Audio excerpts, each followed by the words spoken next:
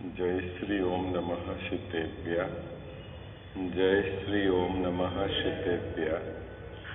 जय श्री ओम नमः शितेभ्य।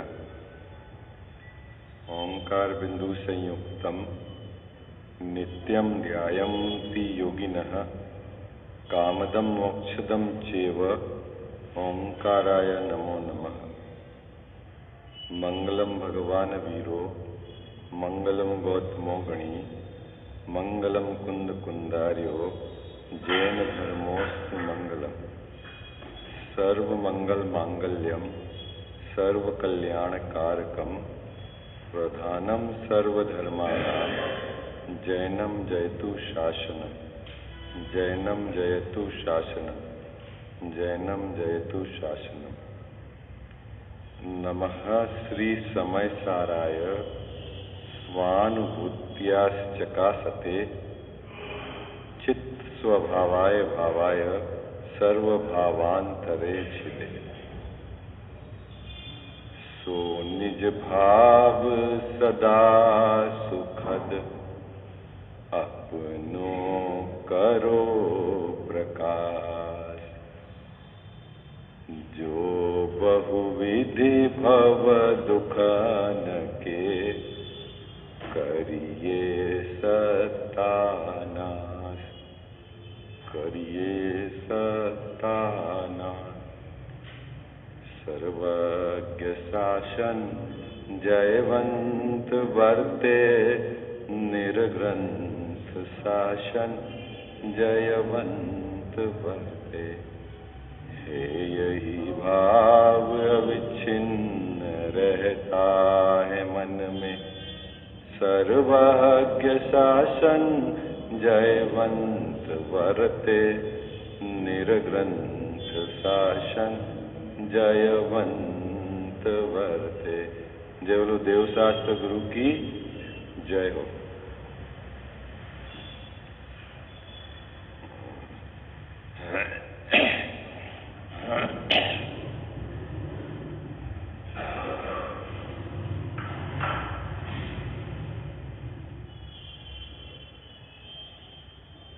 तीसरा अधिकार मोक्ष मार्ग प्रकाशक ग्रंथ विराजमान है। संसार के दुख का वर्णन कर्म की अपेक्षा से यहाँ टोडरमल जी साहब स्पष्ट कर रहे हैं, समझा रहे हैं। साता और असाता ऐसे वेदनी के दो नाम है, दो भेद है ना। और साता वेदनी के उदय में ये जीव सुख का वेदन करता है, असाता के उदय में यह जीव दुख का वेदन करता है। और जब यह सुख दुख का वेदन करता है तो बाह्य सामग्री को लक्ष्य करके करता है। किसको करता है? बाह्य सामग्री को लक्ष्य करके यह सुख दुख का वेदन करता है। टोडरमल जी साहब ने इस पूरे प्रकरण में पहले तो ये स्पष्ट किया कि परमार्थ से साता का उदय और असाता का उदय दोनों ही दुख रूप है। तो फिर साता के उदय में सुख का वेदन कैसे होता है? तो यह कोई कल्पना करके किसी कसाय के उपशांतता के कारण सुख मानता है ना। कब? जब साता का उदय होता।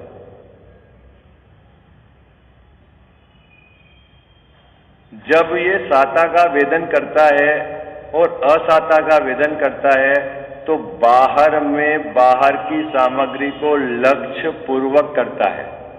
क्या करता है बाबूजी? बाह्य सामग्री को लक्ष्य पूर्वक के इस संयोग के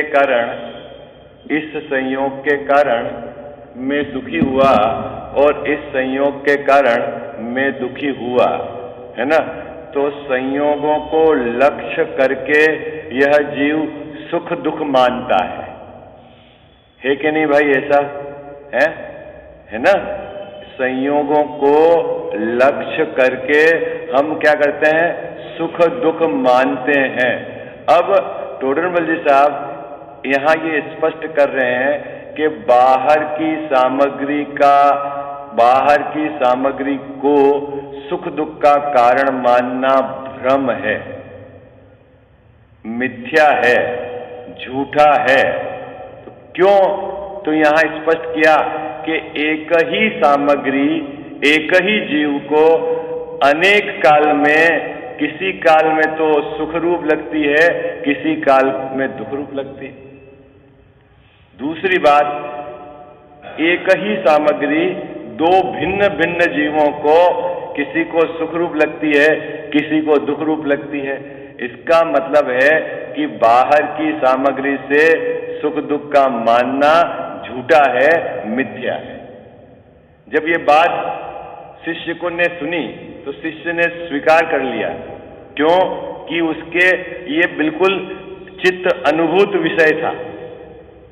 जो टोडरमल जी साहब कह रहे थे ऐसा उसने जगत में देखा, तो तुरंत उसने स्वीकार कर लिया, हाँ साहब ये बात तो हमारे समझ में आ गई जो आप कह रहे हो।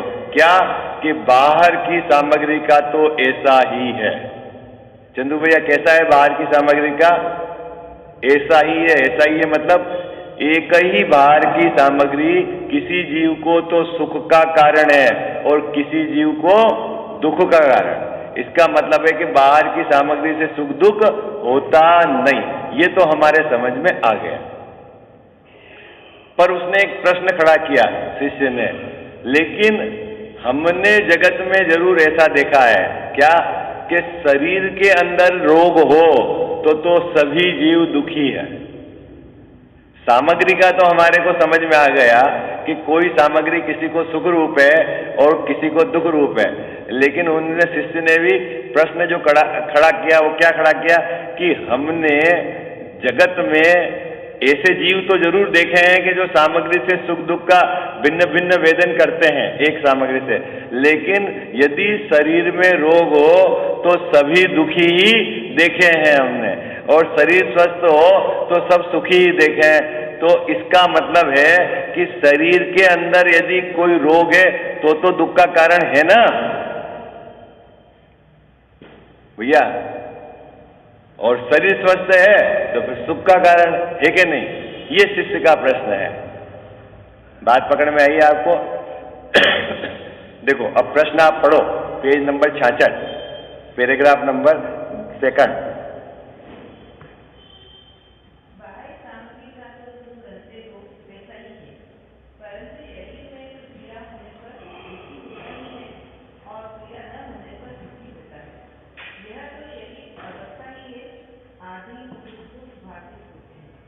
समझ में आ गई बात? समझ में आ गई?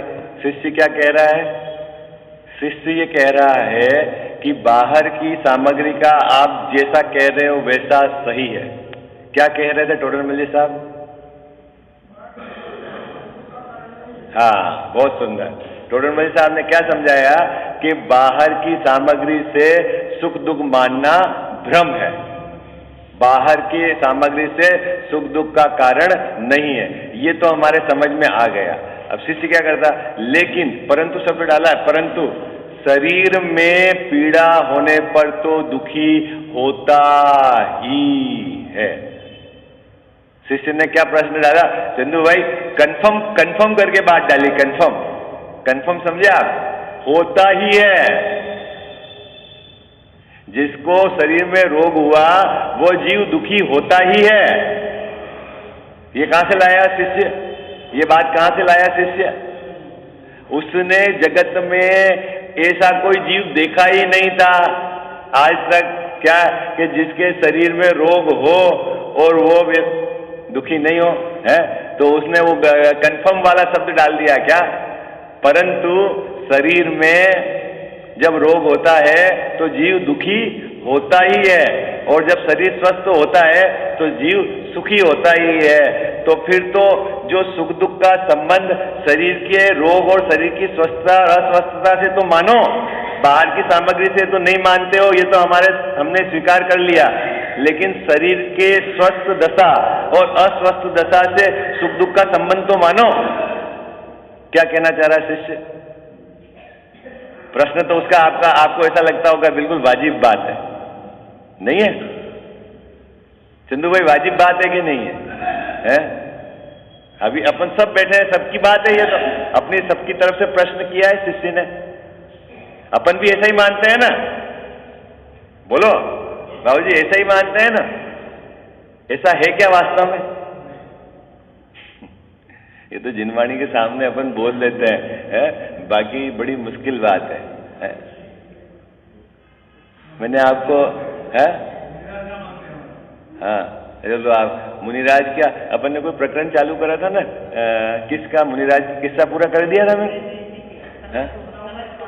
हाँ, सनत कुमार चक्रवर्ती थे, फिर बाद में मुनिराज हुए, है ना उन्होंने। चंदू भाई आपने सुना कि नहीं सुना? है अब यार घर में भी थोड़ा थोड़ा आप कहानी की पुस्तकें कुछ 10-15 मिनट, आधा घंटा स्वाध्याय की प्रक्रिया डालो, आपको महापुरुषों के जीवन से अंदर में अपने को भी दृढ़ता आएगी, बात समझ में आएगी। तो आप बिल्कुल कहानी भी पढ़ोगे, लेकिन मूल मुद्दा पकड़ लिया तो आपको आनंद ही आनंद आ जाएगा, है ना? मैं चलो सुनाता हूं, उसको लंबा इसलिए नहीं करेंगे कि वो जब चक्रवर्ती थे शरीर भी सुंदर था, ऊपर चर्चा चली, नीचे लोग देव लोग देखने भी आए हैं, उन्होंने क्या बोल दिया? ऐसा बोला, अरे अभी यहाँ अखाड़ा में क्या देखते हो, सब मिट्टी जमी हुई है, जब मैं बिल्कुल तैयार होकर राजभवन में बैठता हूँ तब देखना है कि मेरी सुंदरता कैसी है? भाषा तो अहंकार की थी, और जैसे ही जब राज दरबार में पहुंचे देखने के लिए, तो देवों ने कह दिया, अब वो दम नहीं रहा शरीर में। क्या दम नहीं रहा वो शरीर में? तो बोले क्या बात हो गई? बोले आप तो शरीर में बहुत कीड़े हैं। उसको विश्वास नहीं हुआ, बोले थूक के देख लो, कीड़े हैं। वैराग्य आया, बोले छोड़ो, चले बाबूजी, चक्रवर्ती पद बड़ी समस्या है, किसको देवे? नहीं बाबूजी, घर में बहुत माल हो तो फिर कैसे निकले घर से बाहर? हाँ चले चंदू भैया, दीक्षा ले ली उन्होंने, शरीर में कोड़ हो गया। कोड़ समझते हो आप? क्या कोड़ समझते हो? शरीर झड़ता है ना, कीड़े पड़ गए अंदर, बदबू आती भयंकर, दूर दूर तक इस क्षेत्र में बदबू है उनके शरीर की, ठीक है? अब वहां से मैं कहानी चालू करता हूं, उसके पिक्चर पहले की तो आप पुराण से पढ़ना पूरी, क्या और कितने वर्ष तक रोग रहा पता है आपको? कितने वर्ष तक चंदू भैया उनको कोड़ रहा? 700 वर्ष बीमारी रही है। मैं इसलिए लिख देता हूं क्योंकि मुझे जो बात समझानी है आप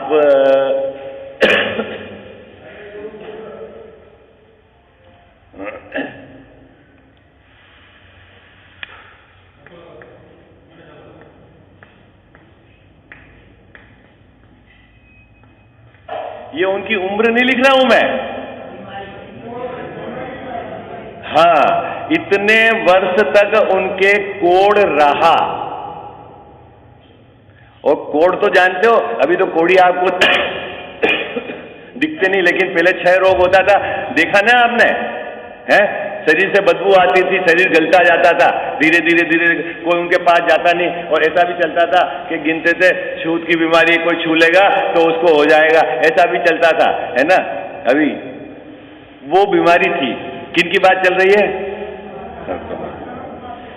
चक्रवर्ती पद छोड़ दिया और दीक्षित हो गए। अभी मुनिराज की दशा से अपन बात करेंगे, है ना? अब वो छोड़ो पुरानी कहानी, जो अब जबरदस्त आत्मा की आराधना में जीव लग गया, देह के प्रति प्रीति टूट गई बाबूजी, एक अपना शुद्धात्म तत्व जबरदस्त प्यारा लगा, शुद्धात्मा का भान उसकी उग्र लीनता पूर्वक स्वरूप में जम गए, 3 चौकड़ी कसाय का अभाव और अंदर में अनंत शांति, जबरदस्त। और तप के बल में क्या हुआ बाबूजी पता है उनको? रिद्धियां प्रकट हो गई। क्या? तप के बल से उनके रिद्धियां प्रकट हो गई। अब वो जो देव था उसने विचार करा कि क्यों ना इनकी परीक्षा ली जाए। किनकी परीक्षा नहीं ली जाए? वो तो जंगल में थे मुनिराज, तो उनकी परीक्षा ली जाए। तो वो क्या करा कि वेद का रूप बनाया। वेद नहीं होता, और वो घूमता हुआ चंदू भैया जंगल में मुनिराज जहां ना आराधना में लगे थे वहां से गए। मुनिराज के समीप पहुंच के बैठा, नमोस्तुत किया और उनका, ओह महाराज आप तो इस रोग से पीड़ित हैं, बहुत लंबे समय से आपको रोग हो रहा है, मेरे पास ऐसी औषधि है कि मैं आपको कुछ ही दिनों में ठीक कर दूंगा। क्या कहा? क्या कहा कजावत साहब? चल के आया है वो महाराज के पास। है? तो मुनिराज ने कहा कि कहाँ है रोग? अरे तू शरीर में रोग देख रहा है और मैं शरीर को रोग देख रहा हूं। बात समझ में आ रही है आपको? बाबूजी अंतर समझ में आया? ये तो मुझे तो जन्म मरण का रोग है, यहां तो ये तो कोई रोग ही नहीं है। तो वो अचंभित हो गया। फिर चंदू भाई उनने एक बात, मतलब जो वेद बन के आया था ना, उन्होंने कहा देख भाई, तेरे को ऐसा लग रहा है कि मेरे शरीर में पीड़ा है, ये थूक निकाला, थूक, है ना, और अंगुली पे लेके यहां उन्होंने ऐसा लगा दिया, तो ये कंचन हो गया। कंचन रिद्धि थी, रिद्धि उनके पास रिद्धि सुने। मुनिराजों को जब रिद्धि प्रकट हो जाती है ना, उनके पसीने से ठीक हो जाते हैं, उनके थूक से, कफ से, है ना, उनके शरीर से हवा होके निकल के अपने इधर से निकले, जिनके रिद्धि प्रकट हो जाती है ना। आपने अभी रिद्धि का प्रकरण तो पढ़ा ही है ना, है तो कंचन की काया होगी, है औषध रिद्धि है, औषध रिद्धि। वो तो ये एकदम, तो आश्चर्य तो ये है उसको, वेद को उसको लगा कि क्या चक्कर है कि इनके पास तो, मैं तो कह रहा हूं कुछ दिन में ठीक हो जाए, है वो क्या कह रहा था कि मेरी औषधि से आप कुछ दिन में ठीक हो जाओगे, और उनके पास कौन सी रिद्धि थी बाबूजी? है कि औषध वाली जो रिद्धि थी कि थूक लगाए तो ठीक हो जाए। लेकिन 700 बरस तक कोढ़ रहने पर भी एक समय को विकल्प नहीं आया कि थूक लगा के, क्योंकि उधर की उनको पीड़ा लगी ही नहीं। मुद्दे वाली बात तो है। यह है दिगंबर मुनिराज भाई। बट अरे महाभाग्य है हमको, ये धर्म मिल गया। आपको पता नहीं है कि ये क्या मार्ग है, और इस मार्ग में चलने वाले जीव कैसे होते हैं, कौन पंच परमेष्टि के पद में सम्मिलित होते हैं, क्या उनमें अंदर में श्रद्धा और ज्ञान चारित्र का जोड़ होता है, पता नहीं है आपको। सिंधु भाई 700 वर्ष तक कोढ़ हो, शरीर में जानवर पड़े हो, बदबू आती हो, और औषधि आपके थूक में हो, और आपको लगाने का विकल्प नहीं आवे, क्योंकि देह से भिन्न, और देह मेरे को, देह की अवस्था सुख दुख का कारण नहीं, और वो ऐसे 700 वर्ष तक दुखी रहेगा, सुखी कजावा साहब? हाँ, क्यों सुखी रहे? क्यों कि वो तो 3 चौकड़ी कसाय के अभाव में शांति थी वहां। आई बात समझ में? हाँ, तो ये बात अब शिष्य को यहां समझाएंगे भाई कि देह में भी, देह के आधार से भी यदि तेरे को सुख दुख लगता है तो वो मोह का ही मामला है। अगर तेरा शरीर के प्रति ममत्व टूट जाए तो ये बीमारी इधर भी कुछ होए तो तेरे को सुख दुख नहीं लगे। ये है मुद्दे वाली बात पकड़ में आई आपको? एक बात समझना सीधी, मैं आपको 2 टूक बात कहता हूं। जैन दर्शन की क्या विशेषता है बाबूजी? जैन दर्शन की विशेषता है कि यहां हम भगवान बन सकते हैं। अन्य दर्शन में तो भगवान का अवतार होता है, पैदा होते हैं, और अपने यहां पे तो बन सकते हैं। और बनेंगे कैसे भगवान? बनेंगे कैसे भगवान? अपन अपनी पवित्रता को बढ़ाते हुए ना, उसके अलावा कैसे भगवान बना जाएगा, है ना?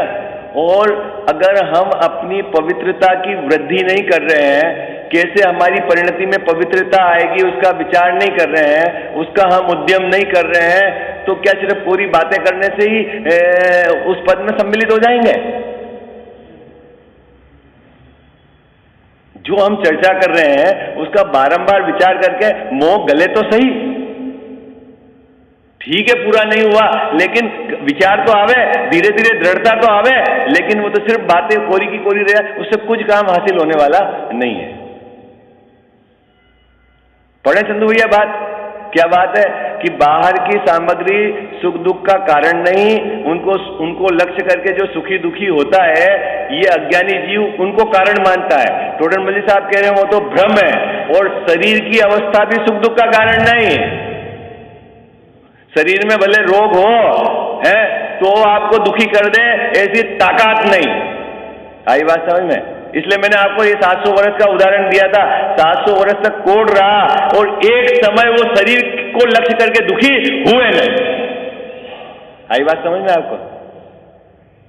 कजाव साहब, एक समय मुनिराज लक्ष्य करके दुखी हुए नहीं। आई बात समझ में? इससे आपको इसलिए ये उदाहरण इसलिए दिया क्योंकि अगर शरीर की तरफ का लक्ष्य होता और उससे अगर दुख होता तो उनके पास तो औषधि भी थी, है उपयोग कर लेते।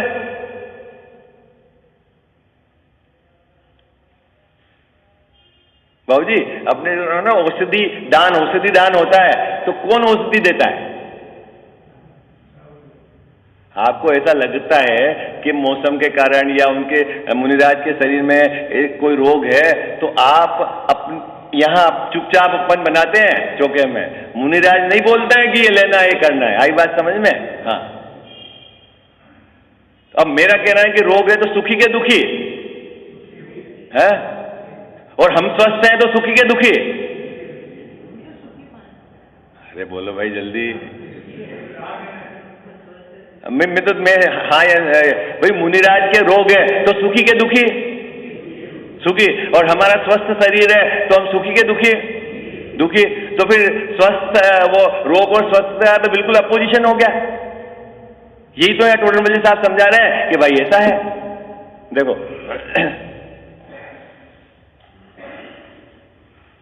आत्मा का तो ज्ञान इंद्रियाधीन है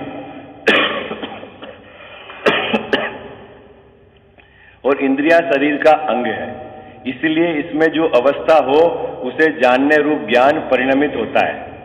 उसके साथ ही मोह भाव हो, उससे शरीर की अवस्था द्वारा सुख दुख विशेष जाना जाता है। ठीक है, यहां तक तो अपन ने चर्चा कर ली थी।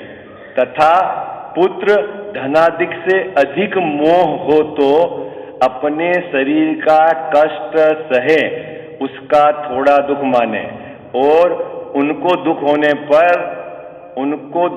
पर अथवा उनका संयोग मिटने पर बहुत दुख माने। क्या उदाहरण सिद्ध कर रहे हैं टोडरमल साहब?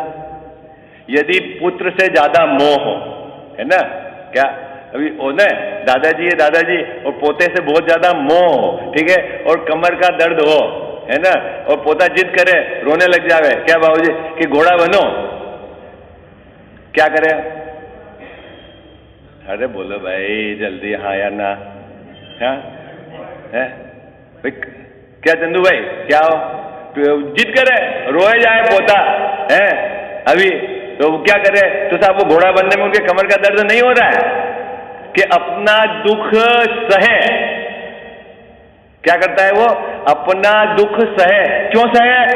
कि वो पोते के प्रति का जो मोह है ना, उसका जो रोना वो उसको सुहा नहीं रहा है, वो दुख ज्यादा है, और अपना दुख, तो इसीलिए वो क्या करता है? घोड़ा बन जाता है।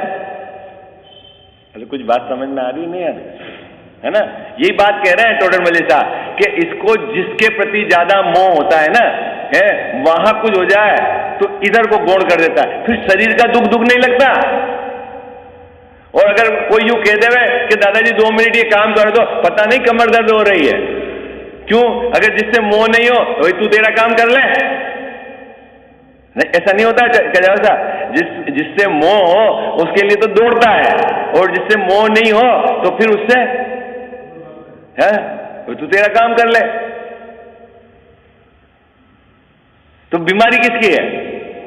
हाँ, मतलब यहां टोडरमल साहब ये सिद्ध करना चाहते हैं कि अपने का तीव्र मोह का कोई कारण आपके पास बाहर में हो तो शरीर की पीड़ा को भी ये जीव इग्नोर कर देता है, गौण कर देता है, या पीड़ा ही नहीं लगती।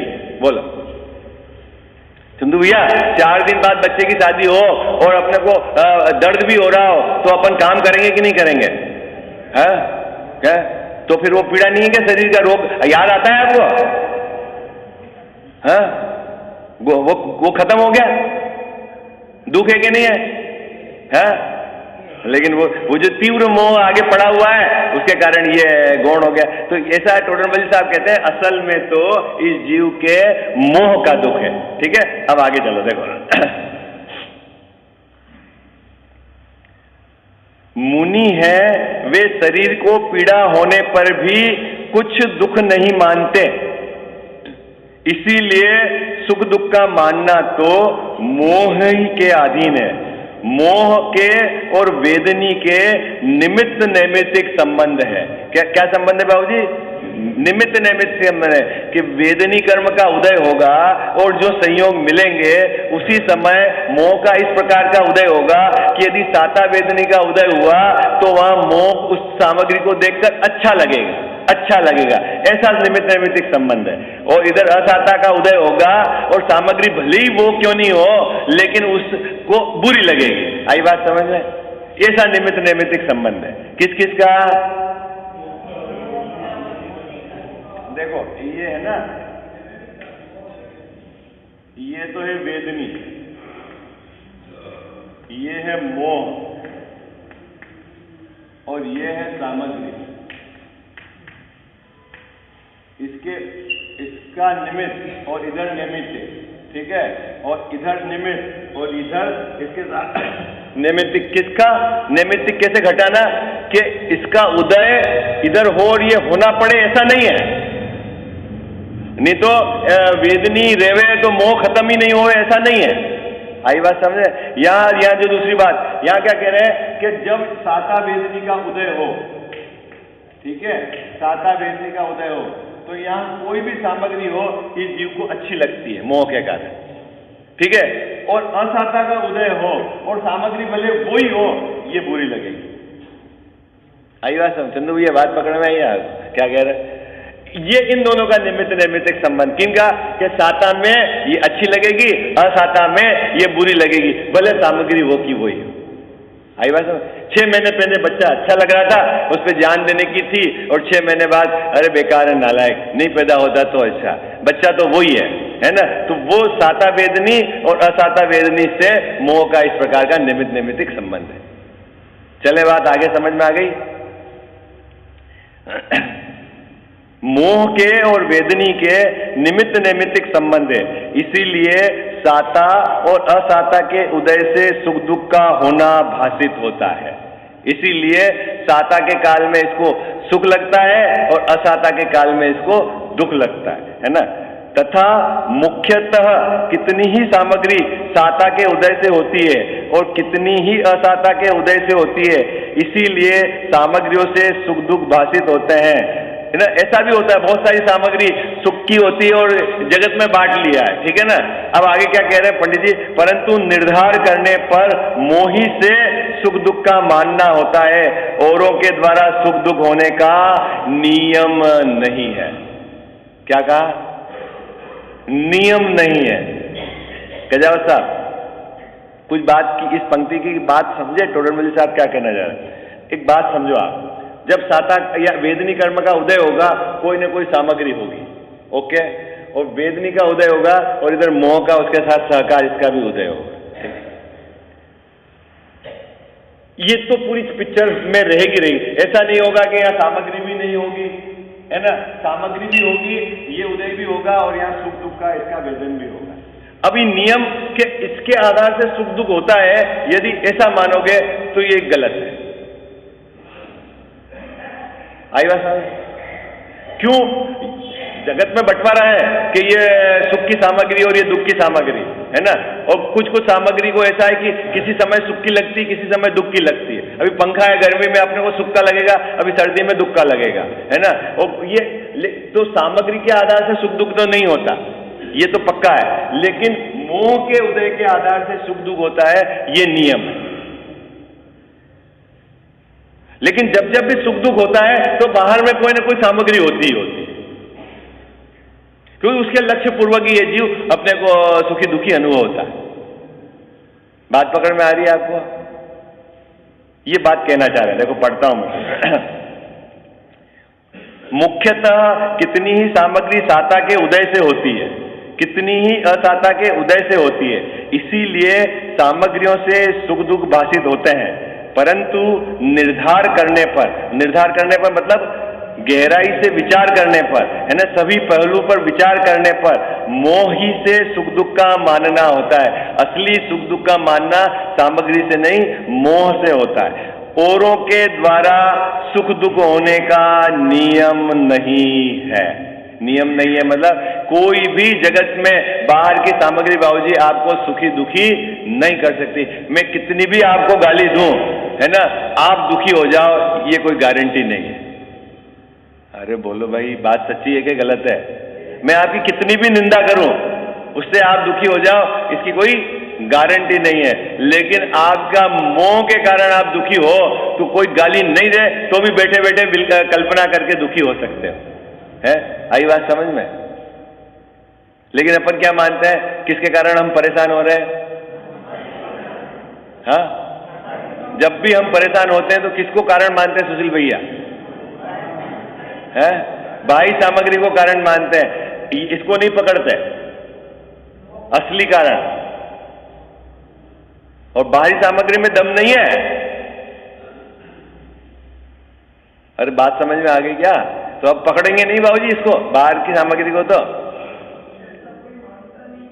नहीं। अब अपने तो समझ में आ गई, जनता की जाने दो, जनता की जाने दो। अपने समझ में आ गई ना, अपने समझ में आ गई तो अब अपन तो नहीं पकड़ेंगे चंदू भाई। है? हाँ भाई, बाहर की सामग्री को पकड़ के सुखी दुखी हो, उस समय मोह को पकड़ो, असली बीमारी है। और मेटना इसको है, सामग्री को छेड़छाड़ मत करो। सुख के लिए सामग्री लाना नहीं है और दुख के लिए सामग्री को हटाना नहीं है, मोह को मेटना है। हाँ, करना भी यही है। अपन नहीं कर रहे हैं इसलिए संसार में परिभ्रमण कर रहे हैं। जिन्होंने मोह मिटा दिया वो तो सुखी हो गए, जिन्होंने बात समझ के काम कर लिया। भाई करना तो है, हो पाए नहीं पाए, मार्ग तो यही सच्चा है। आई बात समझ में? आज मानो, काल मानो, या अनंत काल बाद मानो, करना तो यही है, उसके अलावा कोई दूसरी विधि है नहीं। ठीक है ना? अब ये बात कह दी, यहां पर टोडर मजी साहब ने क्या कहा, देखो बहुत सुंदर बात है, ये तो अपन चर्चा पहले कर चुके हैं। केवली के साता और असाता का उदय भी है और सुख दुख के कारण सामग्री का संयोग भी है बाबूजी। केवली भगवान क्या है? सब है, बाहर में समोसरण है और बारिश का जीव हल्ला कर रहा है, अरे इनको क्या आता है, ये कोई सब अपनी मर्जी से सब अंदर कुछ गड़बड़ बता रहे हैं। दोनों संयोग है बाहर में। क्या केवली भगवान के समोसरण है ना? बाजे बज रहे करोड़ों, है, सुंदर खुशबू चल रही, पवनदार खुशबूदार हवा चल रही है, दुंदुभी बज रही है, वो तो बाहर में समोसरण है, ये तो पुण्य का सामग्री है। और बाहर में मारिच का जीव है, उसकी भी दुकान चल रही है। वो कह रहा है ये तो सब झूठ बता रहे हैं, अंदर ये सब माया भी है, कलाकारी कर रहे हैं, इनके चक्कर में मत पड़ना, ऐसा वस्तु स्वरूप नहीं है, वो भी है। तो साता और असाता का उदय भी है और सामग्री भी है, और वो दुखी नहीं है। देखो क्या कहते हैं, केवली के साता असाता का उदय भी है और सुख दुख के कारण सामग्री का संयोग भी है, परंतु मोह के अभाव से किंचित मात्र भी सुख दुख नहीं होता। इसीलिए सुख दुख को मोह जनित ही मानना। इसीलिए तू सामग्री को दूर करने का या होने का उपाय करके दुख मिटाना चाहे और सुखी होना चाहे, सो यह उपाय झूठा है।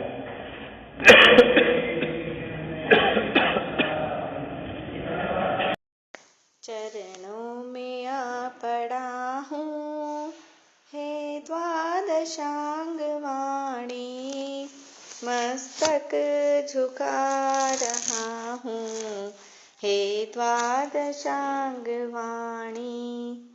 मिथ्यात्व को नसाया, निज तत्व को बताया, आपा पराया भाषा हो भानु के समानी। षड द्रव्य को बताया, स्याद्वाद को जताया। भवफंद से छुड़ाया, सच्ची जिनेन्द्र वाणी। रिपुचार मेरे मग में, जंजीर डाले पग में। ठाड़े हैं मोक्ष मग में, तकरार मोसो ठानी। दे ज्ञान मुझको माता, इस जग से तोड़ू नाता। होवे सुदर्शन साता, नहीं जग में तेरी सानी। चरणों में आ पड़ा हूँ, हे द्वादशांग वाणी। मस्तक झुका रहा हूँ, हे द्वादशांग वाणी। जा वाणी के ज्ञान ते सूझे लोकालोक। सो वाणी मस्तक चढ़ो, सदा देत हूँ धोख।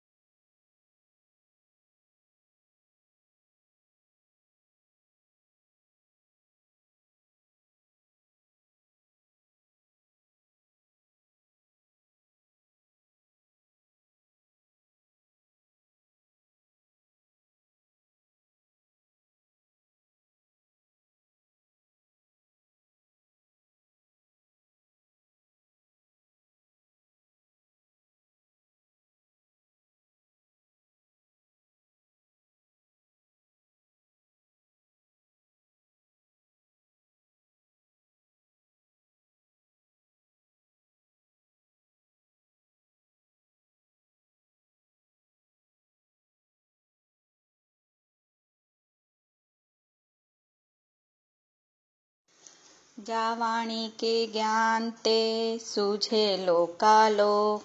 सो वाणी मस्तक चढ़ो, सदा देत हूँ धोख।